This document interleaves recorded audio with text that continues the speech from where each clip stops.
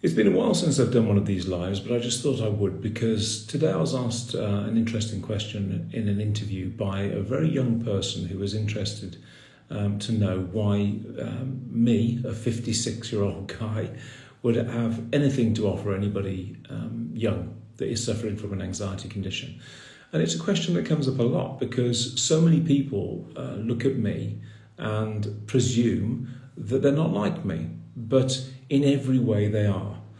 And I want to explain what I exactly mean by that, because it's really important for people to understand that if you're going through anxiety, you need to speak to somebody who has not only been through anxiety, but come out the other side of anxiety, regardless of how it's manifested in them, and has something to offer in terms of clear, exacting advice on how they can do and achieve exactly what the person that has recovered has done. Because anxiety, panic attacks, agoraphobia, monophobia, health anxiety, eating disorders, emetophobia, all of these conditions are not mental health conditions. Look, I'm going to repeat that. They are not mental health conditions. I don't care whether you have seen a psychiatrist, a psychologist, a doctor, or anybody else that works within mental health or within medical practice.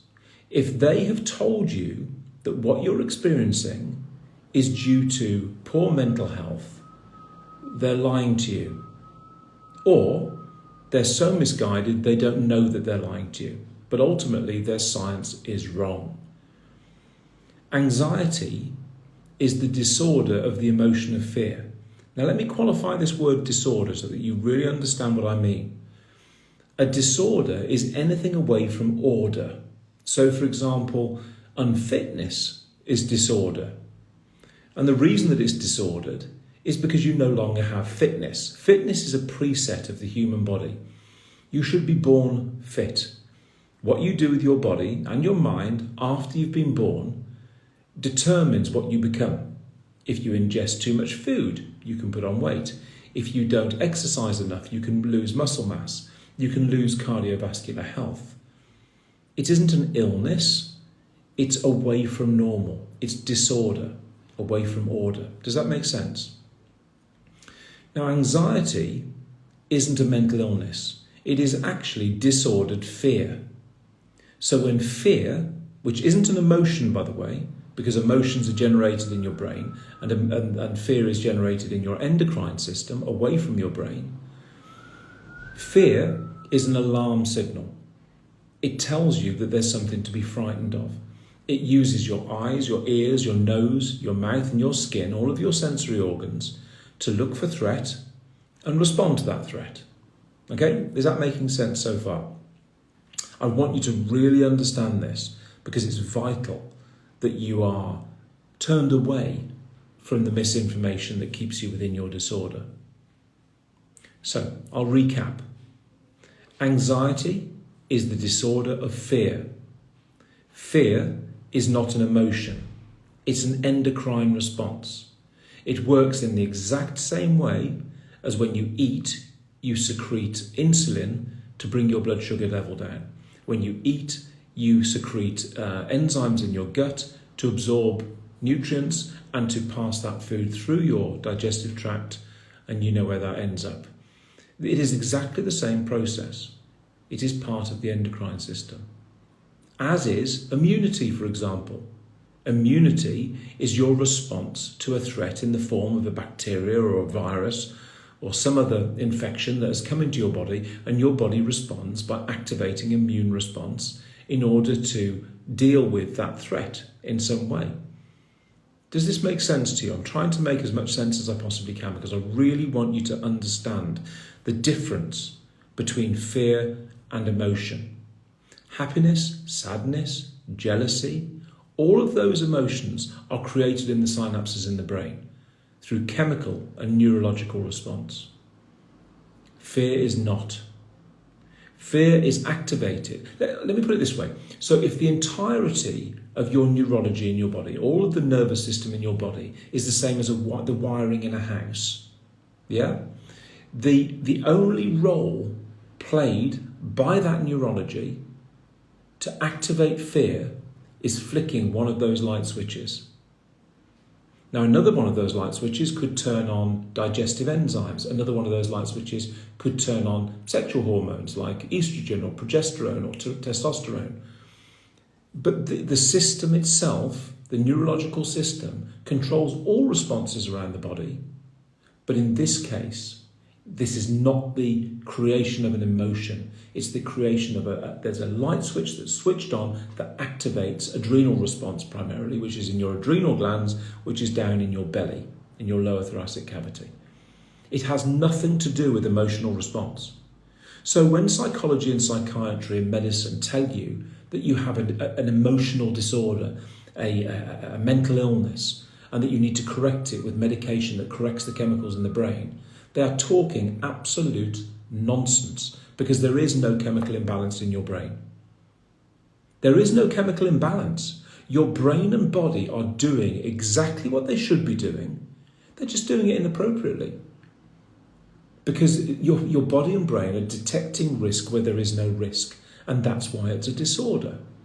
It's like producing too much stomach acid, or producing too little insulin, or producing too little estrogen. It's not illness, it's disorder. It's just that those systems aren't working as they should at that time. Now, there are some things, like diabetes, where your insulin isn't being produced perhaps at the right level to bring your blood sugar levels down, where you need to take insulin, so you inject yourself with insulin, for example, or maybe change your diet to reduce and improve that response. But it's an endocrine disorder. If anxiety were a mental illness, so would diabetes be. So would menopause or perimenopause.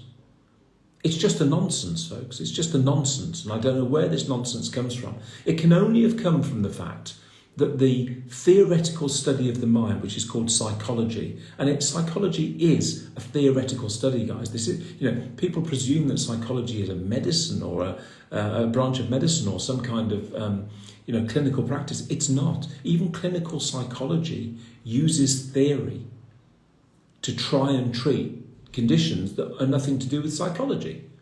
Anxiety has nothing to do with psychology. Yes, I can hear you thinking, it makes you feel frightened. I get that. It makes you do risk assessments. What if I'm this? What if I'm that? What if I do this? What if I do that? What if I die? What if I pass out? What if I've got something wrong with me? All of these what ifs fuel your phobias and your obsessions and your compulsions. But that doesn't make it mental illness. Fear response is meant to produce those responses. And just because they're disordered doesn't mean you're mentally ill. It means that fear is being produced when you don't need it. All of the anxiety conditions, whether it's panic disorder or agoraphobia or monophobia or health anxiety or fear of dying or eating disorders or emetophobia, and I could go on, postnatal anxiety, all of these conditions have one thing in common: anxiety.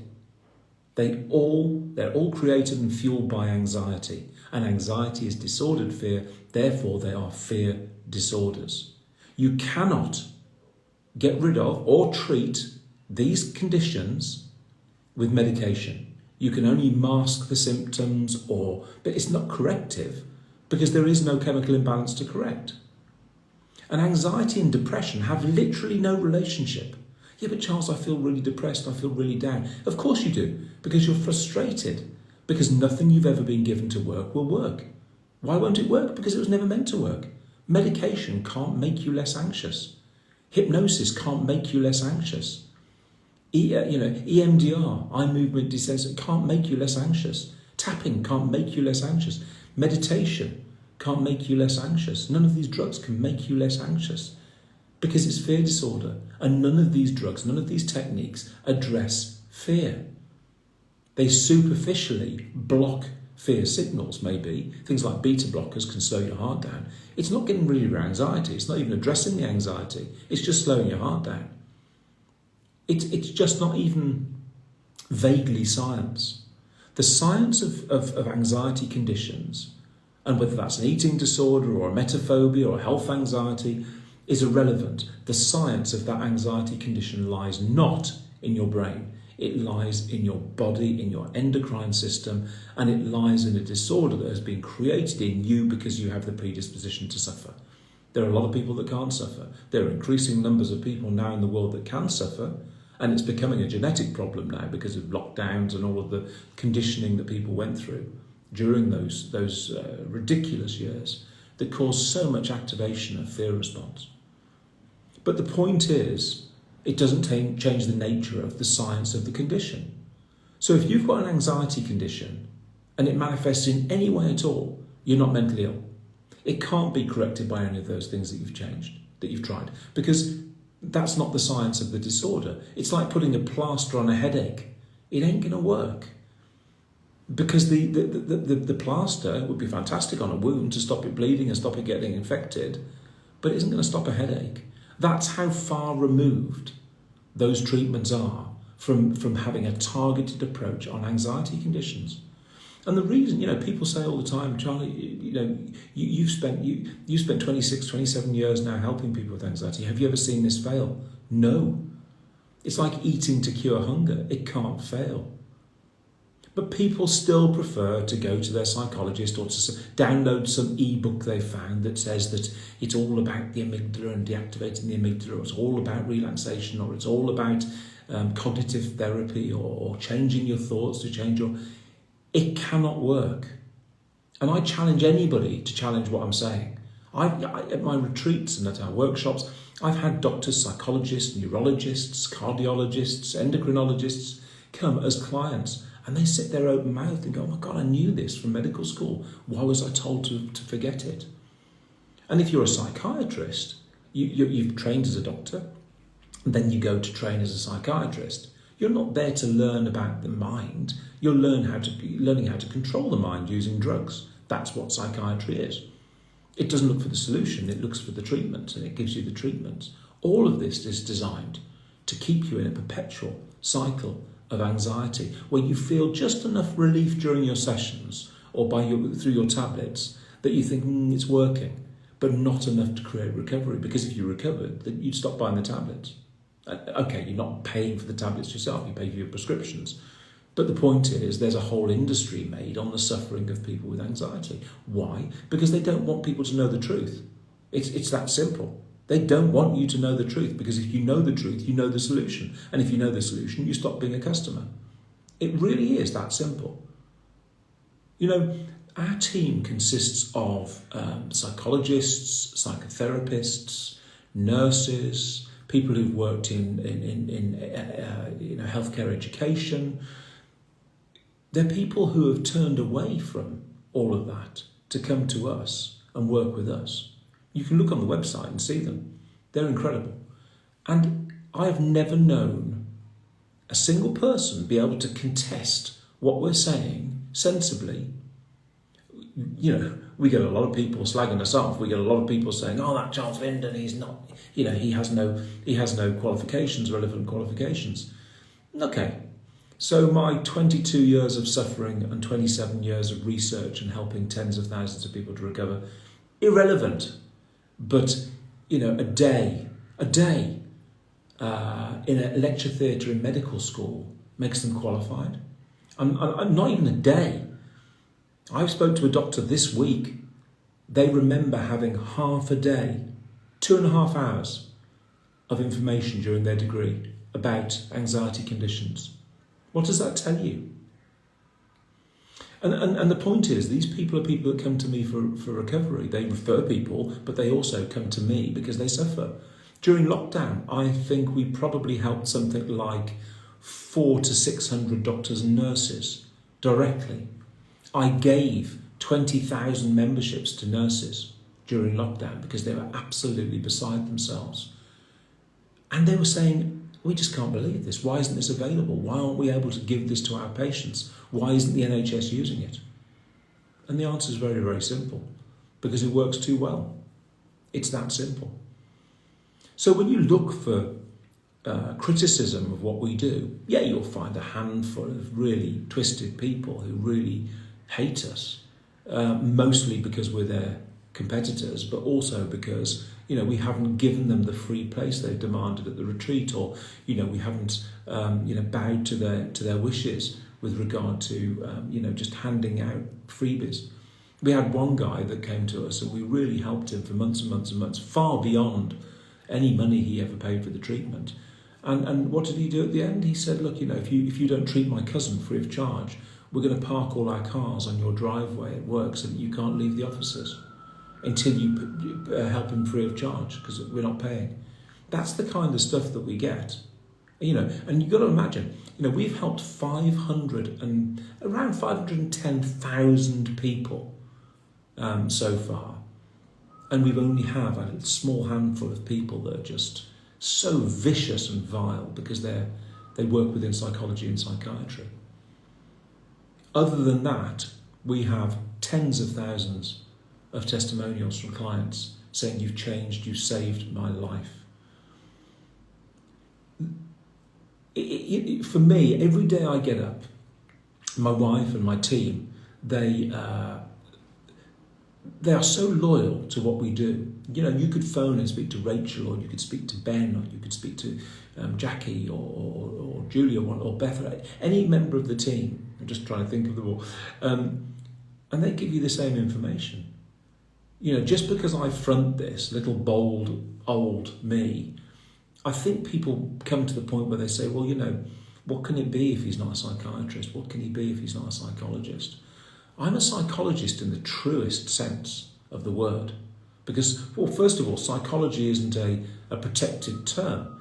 So I'm a psychologist because I study psychology. But the difference between me and your average psychologist is that from the age of 4 till I was 26, I had chronic, constant anxiety, phobias, obsessions, compulsions, puro, the works. At age 26, I found a solution. That solution just happened to conform to all known science, but it flew in the face of what psychology, psychiatry and medicine teach. And they didn't like that. And they especially didn't like it that in the first year, in 1996, I helped about 12,000 people. And then it escalated and it got more and more. And what they didn't like was the fact that I got the publishing deal with Hay House Publishing as one of their Wellbeing people. I became a consultant for magazines and radios. I appeared on television. I did Gok Wan's TV series. I had my own TV series. They didn't like it. And they did everything they could to ruin my reputation because they wanted to silence what they knew I knew and that they didn't know. You deserve recovery. You don't deserve to be handled. You deserve recovery. And if you've got an anxiety condition, you want to recover, don't come to me if you don't want to. Come to the team. Speak to them. Find out what they know. Because I promise you, it'll be the best thing that you ever did. Because if you want to know the truth about your disorder, apart from what I've already just told you, and you want to know how to use your body and mind to become not just anxiety-free, but the best version of yourself you possibly can be, you need to listen to our team. Because I swear to you, I've got some messages here. Do you know what, guys? Listen, Michael's just posted something. When I finish this, your messages disappear.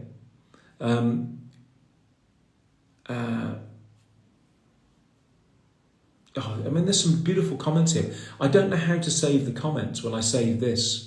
Is there a way of doing it, guys? Because I've tried to do it and I've been told how to do it and it just doesn't save. Let me just scroll down through some of these comments because I do want to respond to some of you if I can. Let's have a look. So I've got the first message that I saw popped up, quite a big message. Can I just say, Charles, I agree with you, but you are also charging money for this, correct? Can you help with NHS or get any help that will help people? I'm not hating, I'm suffering. Listen, chap, yeah, we make it as inexpensive as possible. At the moment, we are pretty much giving a loss leader in that we've reduced it by 50% for over the Christmas season to help people. But the point is, we employ 13 people and they're all qualified psychotherapists and psychologists and psychoeducators. And we have to pay them. I can't do this on my own. We're helping currently, I think, about 18,000 people. And we do the webinars on a Monday. We do obviously there's the email support. We run the retreats and workshops. We've got a big team. We've got offices, and we've got expenses. So we can't do it for nothing because we're not a charity.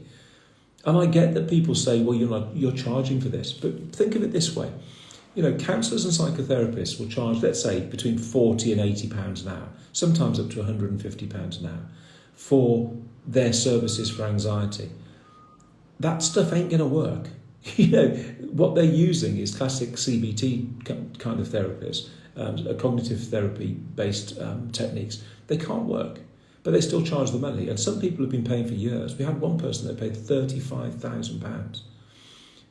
At the moment, we're charging under £100, and for that you get all of the instruction, all of the staff for a year, free access to my live Q&A webinars every Monday with myself and sometimes Ben, sometimes Kathy, and sometimes Beth come in, but mostly me, and we answer your questions for 90 minutes every Monday live, and you can just ask what you want and get the right information.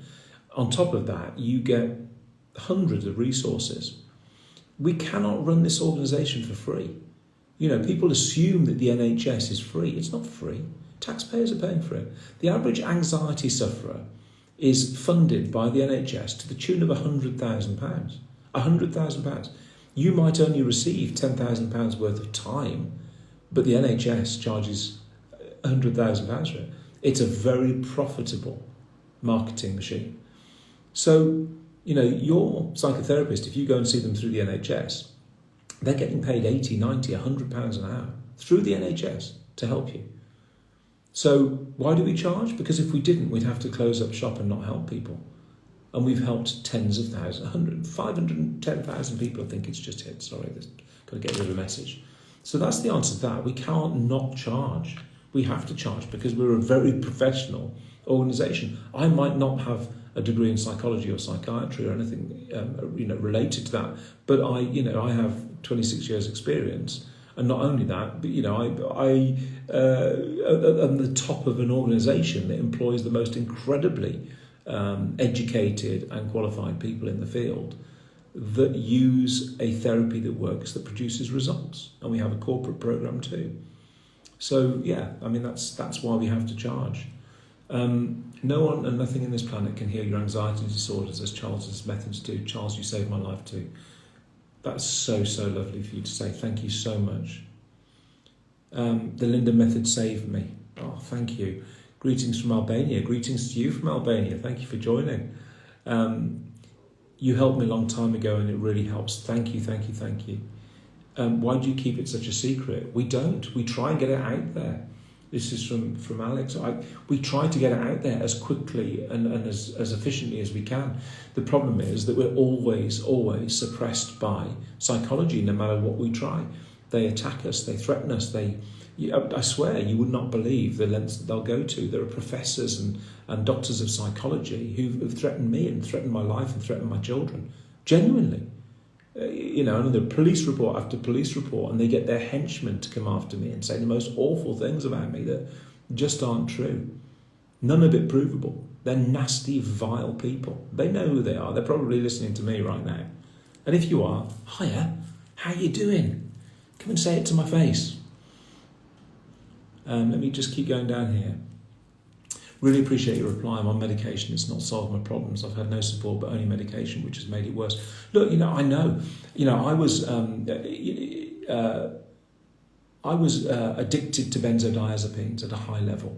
2 milligrams a day, 4 milligrams, 6, 8, 10, 12. I was taking them like Smarties. I was on Stelazine, which is an antipsychotic. I was on Prozac. I was on Seroxat.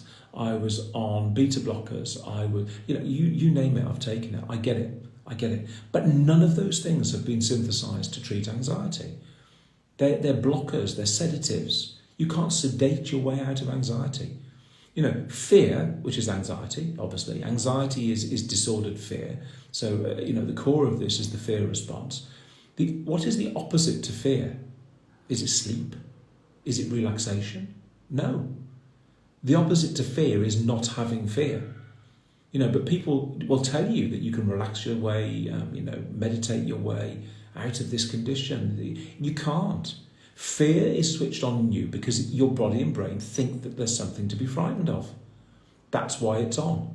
Your senses are wrongly telling your brain and instructing your brain to instruct your adrenal glands that you need adrenaline.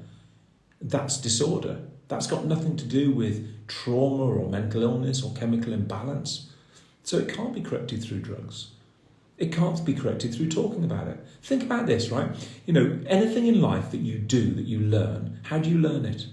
You learn it through repetition. So if you're riding a bike, you repeat the action of riding the bike till you can ride the bike. Writing, reading, running, whatever it is you're doing it through repetition. Even building muscle, you repeat the same exercise over and over again with increasing weights to build your muscle mass. Anything you learn is done through repetition. Sometimes it can be short repetition, a day, 2 days. Sometimes it takes longer. It depends on the learning process. But everything that you practice, you get better at.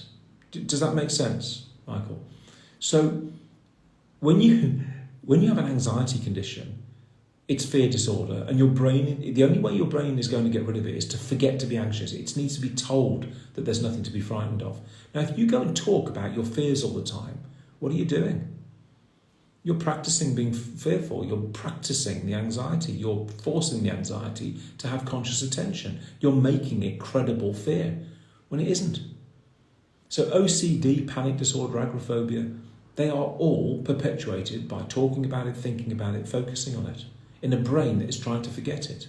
How can you forget something you're constantly reminded of? Psychology knows this, which is why you have 6 sessions to remind you every time that you've got the anxiety that perpetuates their cycle of money. It's as simple as that.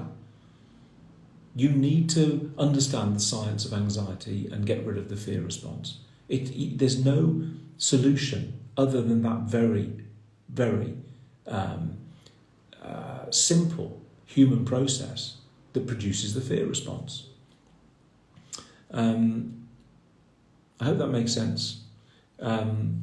Alex says, Charles, you're a businessman as well. Well, do you know what? It's funny enough, I had that conversation today. Somebody said to me, you're a businessman. I am the worst businessman in the world. Honestly, I have no head for money. I have no respect for money. I have no respect. I am a creative. I mean, if you could see where I'm sat now, you'll see I'm surrounded by, artists' easels and Photoshop. And I'm a frustrated artist. My degree is in television production and media. I got a place at St Martin's when I was 18 and I couldn't go there because I had a massive panic attack. I literally got offered the place and I was on the train on the way back with my dad and I had a massive panic attack and I said, Dad, I can't go to London in this state, and I didn't go. My whole life I've been a frustrated creative, which of course, sits at the foundation of anxiety. But the point is, I've become a businessman because I had to, because first of all, it was me doing this to help people. Then I needed help because it went from 1,000 people to 10,000 people to 20,000 people. And I needed help, so I had to enlist people to work with me and train them to work with me. We were running the anxiety recovery retreats for 13 years. We've temporarily suspended them. We're doing about one every 3 months now. And there's a practical reason for that, because we're working with some people across the world and we just can't attend, we just don't have the time. But we're going to reinstate them very soon. But if you look on our Anxiety Recovery Retreat website, you'll see thousands of people that came to the retreats, and it's the most beautiful thing in the world. We've got new partners who want to take them to every country in the world because it's such a wonderful thing. But am I a businessman? I work for a business. Does that make me a businessman? I remember when I was put on a 9-month waiting list. Awful. I'm so glad more people are finding your organisation, Charles. Thank you. I know that's lovely. Yeah, but let me tell you something, all of you, if you're interested. Do you know why there's a 9-month waiting list to see a cognitive behavioural therapist? It's not because there are a lot of people waiting. It's because it's a control mechanism. The CBT, the evidence, because it's called evidence-based practice, isn't it? The gold standard of psychological practice. The reason for that is that the evidence base for CBT isn't based on efficacy. It isn't, I came, I had it, I'm better. The evidence base for CBT is, did they turn up to the first appointment? Did they keep coming to all 5 or 6 appointments? And did they come back for more afterwards? Now, bear this in mind. If everybody gets put on a waiting list, nobody goes, if there's a CBT practitioner, very rarely a CBT practitioner available Thursday, get yourself down there. It doesn't happen. And the reason for that is because if they give you a long waiting time for your first session, you'll probably not turn up, either because you've forgotten or because you've moved house or because whatever. But if you don't turn up, guess what? You go into a cured statistic. So you might be sat at home agoraphobic and not be able to even make it down the road, but you're cured. The next one is, did they keep coming to the sessions, the 6 sessions? If you don't turn up, if you come to 2 and realise how useless they are and don't go to the 3rd, guess what? You go in a cured statistic. If you don't come back for more after you've had your 6 sessions, bearing in mind that you're not allowed to come back for more, you go into a cured statistic. So if you don't turn up, if you don't keep coming and you don't return, you're cured. That's not recovery. That's a lie. And that's where they get their statistics from. That's the truth. And Amber, I swear to you that that is true. And I was told that from the mouth of, I asked the NICE, I asked the NHS, I asked a whole load of people to find out where I find the data for the recovery efficacy from CBT. Nobody could find it. One man came back to me 11 months later with that and showed me the statistics. Unbelievable. Recovery is not about not turning up. It's about being free of the condition. Thank you, Amber, for that lovely post. I'd say if this approach is so revolutionary, you need to help all. We are. Go to anxietyproject.online. Go to www.anxietyproject.online and anxietyprojectcorporate.online and see what you see there. We've got a team of global experts that are helping us to take it to the world, and we want this to be available to everybody at an incredibly low cost.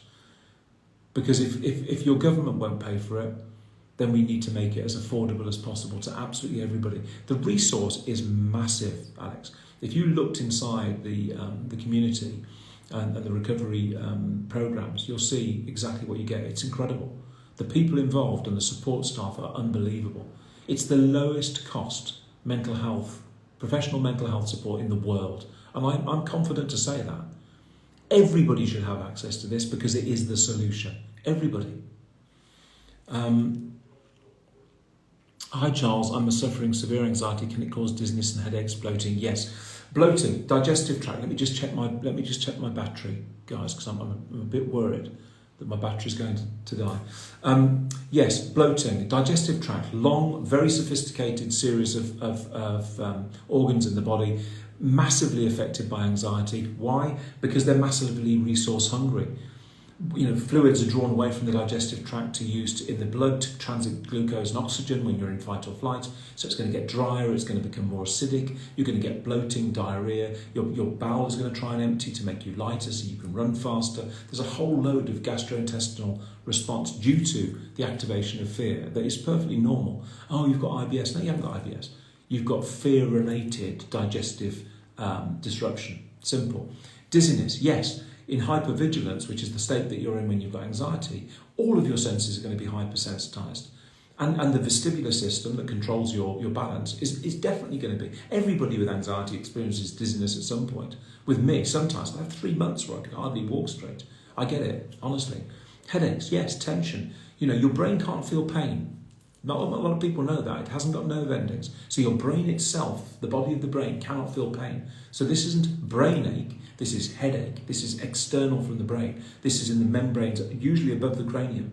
So where all the nerves come from your neck and feed your head and face, that's where the pain sits. And it's usually from tension, from restriction around the blood vessels, around the nerve sheaths around your neck. So a lot of tension in your upper shoulder, shoulders and upper back can cause those headaches. So all very, very normal, Sharon, I promise you. But definitely look at the Linden Method website. They do have affordable options. We really do.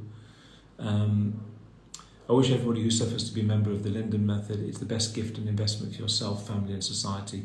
Thank you from my heart. God, that's so lovely. Thank you so, so much. I'm studying the method while going through a breakup. I'm trying my best, although it's tough. When you've got external factors affecting your fear levels and you're trying to bring your fear levels down because you've got anxiety, there can be conflict. But please come to my Monday webinars and ask me questions, Lewis, because I swear, ask me anything and I will give you an honest answer. I don't pull punches. I don't give you BS answers. I'll tell you the truth.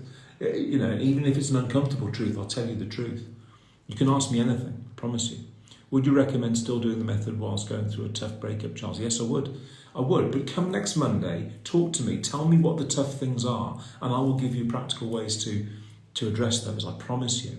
Look, I've sat in front of tens of thousands of people, from the very, very ill, right the way, when I say very ill, I don't mean from anxiety, I mean people that are really not clinically well, right the way through to very well people with anxiety. I've helped people of all ages. I've heard everything. I think I've heard everything. You wouldn't believe the things I've heard. I've helped people that were involved with the tsunamis. I've helped people that were involved with the bombing in Manchester. I've helped people that have been in terrorist attacks, the shootings on the beach. I think was it in Thailand or Far East somewhere. Or I've helped those people. I've helped people from 9/11, from the Twin Towers disaster. I've helped people you would not believe that were involved with Northern Ireland, and I've helped footballers and I've heard everything. Please ask me every question, because I want to be challenged so that you know that you can trust my answers. Michael says, yeah, it does make sense. I've got trauma and stress-related issues and my OCD is off the charge. Obsessive compulsive disorder. Yeah? Obsession.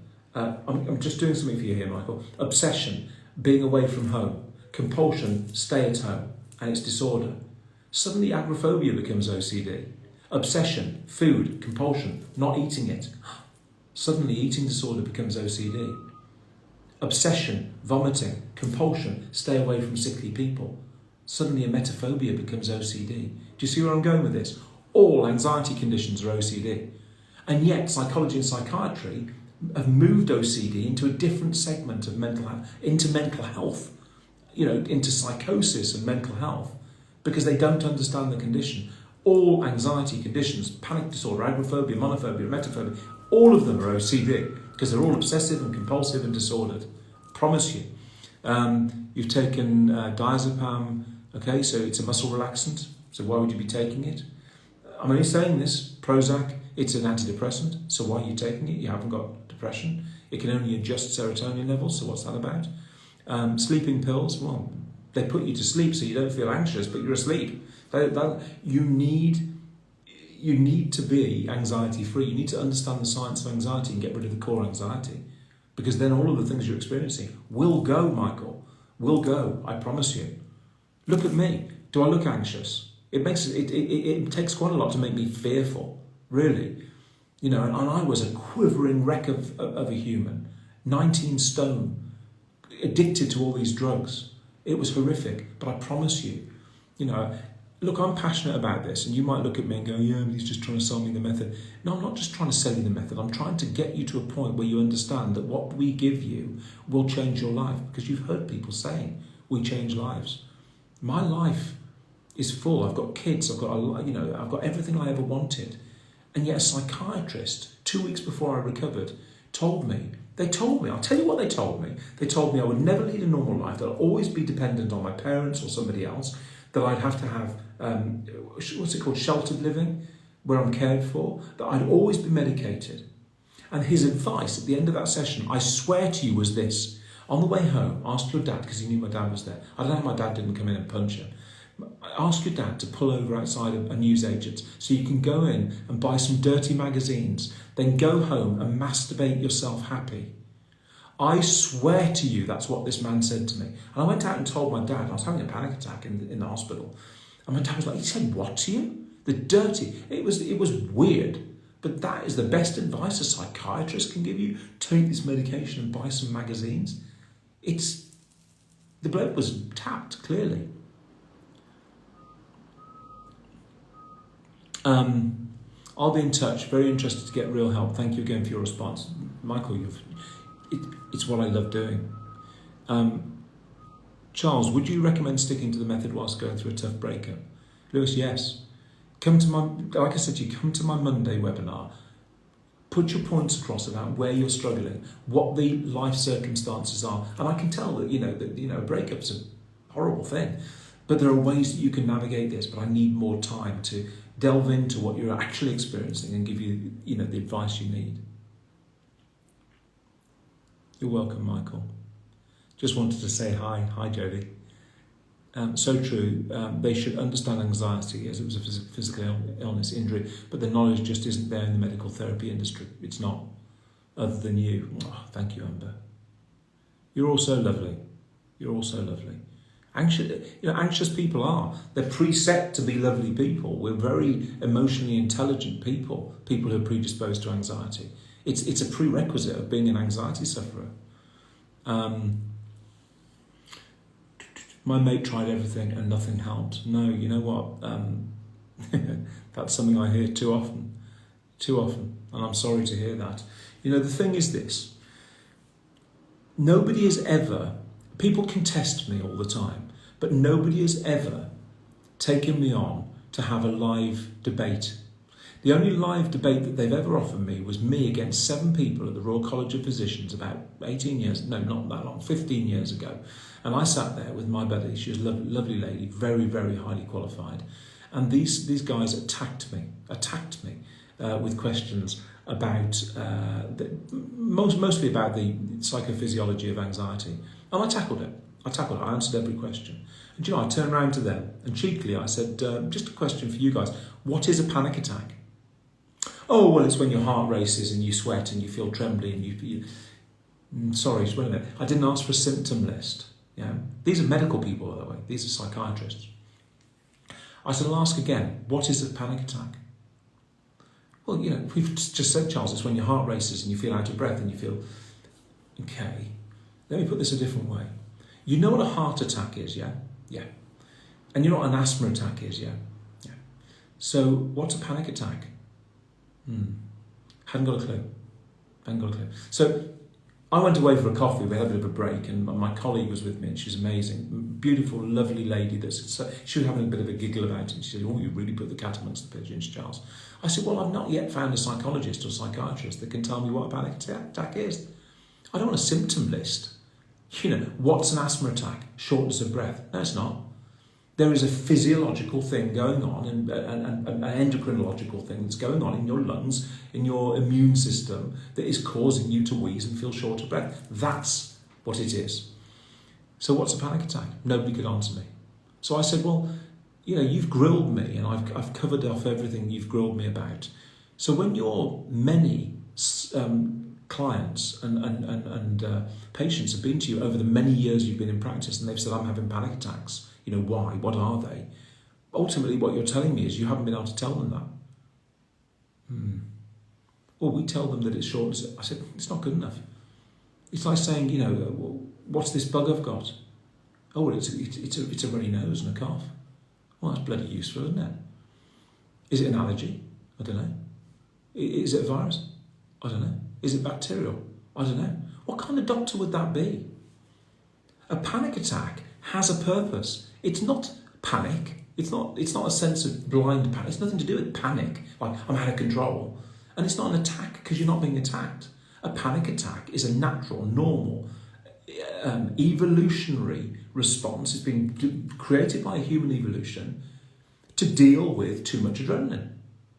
So it has a purpose and it is a thing. But if you were told that a panic attack, and I don't call them that, I call them adrenal purges. If an adrenal purge is the same as a sneeze or breaking wind or going to the toilet, you go, oh really, why? And when it's explained to you, you wouldn't fear it anymore. You'd say, okay, I accept that. I see why that is. And I accept the science. So not only do I know what it is now, I'm not fearing it because I know what it is. That's the correct way to help somebody with an anxiety condition. I've got this lump in my throat, I've got to have an endoscopy and it's making me, I can't swallow and I'm not going to breathe and I'm really panicking about it. Oh, it's globus hystericus. It's what? Globus hystericus. Never heard of that. Well, you just told me you'd been to somebody about your throat. Didn't they mention this? No. Hasn't your doctor mentioned it? No. Has your psychologist mentioned it? Or your no. Why not? Oh, well, I looked up and I saw something about globus, but I don't know what it is. It's a remnant of our evolutionary past from when we were amphibious during evolution. And it's a muscle that contracted to stop water going down our throat, to divert our breathing to our gills that we once had. That's what that is. And when you go into fear response, or when you get some emotional responses like sadness and happiness, you can get that feeling. We've all been at funerals or weddings where we get a bit of a lump in, we're watching a film that we enjoy, the sound of music. When I was a kid, I remember getting a lump in my throat. Mum, well, I've got a lump in my throat. It's just, and it is exactly that. It's part of the fear response mechanism. They don't tell you that. Why? Because they don't know. Why aren't they telling you? You name any symptom that you've got in your body, anywhere, from your head to your toes, I will tell you exactly how and why it's generated. No psychiatrist or psychologist will do that.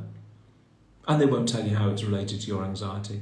These questions have been coming up randomly about bloating and trying to think dizziness, and I've just come out with the exact scientific, psychophysiological explanation for every single thing these people have been mentioning. How can I do that if I'm not a medic? Because I'm 56, I'm 57 in February, so I've got nearly 53 years of suffering from, overcoming and treating people with these conditions. Doctors have got 10 minutes in a lecture theatre. Who are you going to trust? Really, who are you going to trust? Let me just scroll down these. I want to make sure I haven't missed any questions or any comments.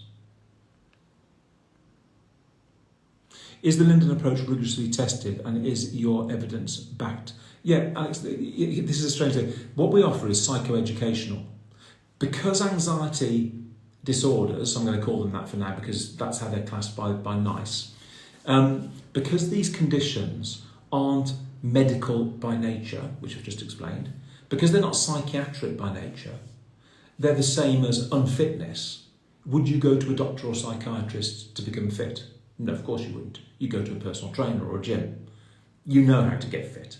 It's a repetition of an exercise until you've got muscle mass, cardiovascular health, etc. This is exactly the same science. This is adjusting you back to order from disorder. So why would you need a psychologist or psychiatrist? That's the first question. Second question, is it rigorously tested? It was tested by the NHS in trials of over 70 people and over 3 weeks. They came in using the GAD-7 testing mechanism, which is rating anxiety out of 21. The average incoming anxiety level of those subjects that were tested by the NHS was 18.24. So generally, it was a high level of anxiety. When they left the study after 3 weeks, the new level of anxiety they were suffering on average was 2.84. So the 2.84 is considered below normal fear levels. So they were better than good. So in 3 weeks, the average recovery was from 18.24 severe to not anxious at all. Now there were people in it that didn't do it. 2 or 3 people didn't do it at all, and their anxiety was still at 15 or 14 or something like that. But that's because they didn't do it. The ones that did do it brought the average down to 2.84. There has been no other process to address anxiety conditions ever that has had those results. The NHS admitted it. They loved it so much that they threw us out. Why did they throw us out? Because the psychologists and psychiatrists in that particular NHS trust that did this trial threw their toys out the pram and said, we're going to lose our funding if this guy comes in with his team and gets rid of our anxiety. We're due to start. We've done this 3 times. Twice with the NHS, once with Capita, they tested it using NHS resources and NHS doctors at a CCG in London. And it was rigorously tested as a psychotherapeutic process, and it's not a psychotherapeutic process, it's a psychoeducational process, but they tested it as such, and it is by far the most effective way to get rid of an anxiety condition. So therefore, they dismissed it. Why? Because they don't want us ruining their business model, and it does exactly that, which is why we've always sat outside of mainstream practice. Now, the point I'm trying to make is that if what we do was made available across the board, bearing in mind that CBT is their choice practice for anxiety conditions and things like tapping. I mean, please, I know the people who invented that. I mean, it's lunacy. EMDR, nah. It doesn't address the condition, which is why there's so many people still suffering. If we came in and we blanket the NHS, for example, and this was the primary option for all people in the NHS that came to the NHS with anxiety conditions, you would see a massive immediate drop. Now bear in mind, even if we were only 10% successful instead of as successful as we are, that means that over 300,000 people in the UK would be cured within weeks. If we were 20%, it'd be double that. If it was, and so on. The point is, 110 billion, I think, was spent on anxiety conditions in the UK over the last 12 months. And it's escalated because of lockdowns. We could save about 80% of that budget, but they won't do it. What does that tell you?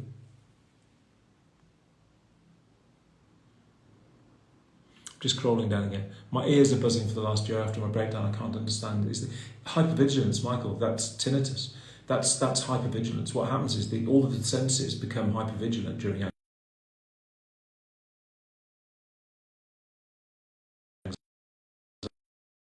be hypersensitized. That can cause tinnitus. It's very, very common. I get bad social anxiety and getting a course. One particular example is going into the office at work gives me the absolute fear, even though I have no reason to. Absolutely. Well, social anxiety is normal because you have to socialise. So if you've got anxiety and you're moving into social areas and you're doing things that are outside of your comfort zone, that can be perceived as social anxiety. The thing is with social anxiety is that it is fear disorder being directed at a particular situation.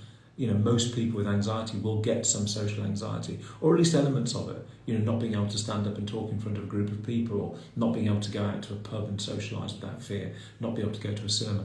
All of these are phobic, agoraphobic, monophobic, social anxiety type responses, but they're all basically caused by the anxiety condition. I'm going to have to finish in a minute, guys, because I've got a call to do. I've been to your retreat just over 2 years ago. Best thing I ever did. Never looked back. Thank you, thank you, thank you. That's amazing. Thank you so much for that. I think that was Steph. I'm going to do this. I'd love to learn it and help people too if it works. The thing is, we've got the accreditation program, so you can become one of our practitioners and you can become one of the team. We've got them in Canada, Australia, South Africa, England. They're all over the place, and it's become an accredited psychoeducational recovery process. We'd love you on the team. That'd be amazing. Talk to Beth about that. I think I've come to the end of the comments, but guys, I'm going to say goodbye. And I hate saying goodbye. I love doing these, and I love hearing the comments, and I love being challenged with the questions. But if you can join me in my webinars on a Monday, come into the community, enjoy what you read, ask questions. Never don't ask questions. Don't sit there suffering. Always ask. But come to my live webinars on a Monday, and I will do absolutely everything I can to answer every question and to push you in the right direction. We love what we do, guys, and we just want to help people. So I've got to try and find a way now to save all these lovely comments. But thank you so much for listening to me, and I will do these more often, definitely. Take care, guys. Oh, and go to the website anxietyproject.online. Yeah. Oh, Sharon's asking, where are your webinars? They're inside. So if you go to anxietyproject.online and join there as a member, you will get access directly to my Monday webinars and all of the resources you need to recover.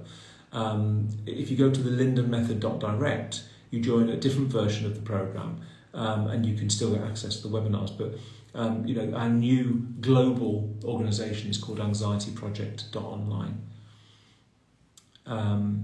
So do that. Love to see you in there, Sharon. I'd love to help you.